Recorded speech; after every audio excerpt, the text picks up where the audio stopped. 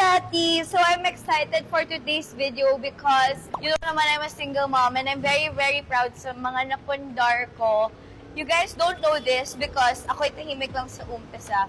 Ito po ang katas ng pagiging kapansin or cloud chaser on social media. So thank you so much mga kapetty. Pakita ko lang may 2 favorite cars na naka-display talaga here. And then pakita ko sa inyo later yung mga more cars ko. Mamaya BIR tayo. Char, joke lang. So first, we have my very own G-Wagon. Ayan.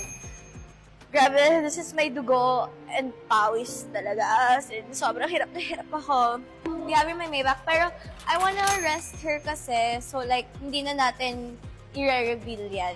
So, of course guys, we have mga humble cars naman. Meron tayong SUV na Lexus.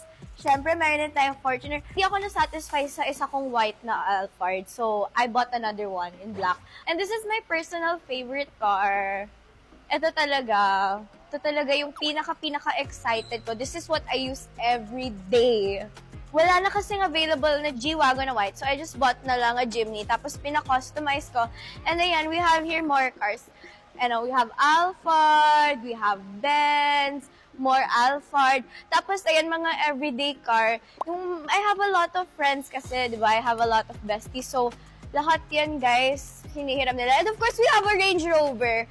Actually, binili ko to because of Ate Ivana. Depende din sa mood and outfit ko kung ano yung gusto kong car. Kasi di ba yung iba Birkin? Ako ang binibili ko talaga is car kasi I'm so super yaman. And then itong Prado, mga pangsundo ko, mga nagbabaro, ganon.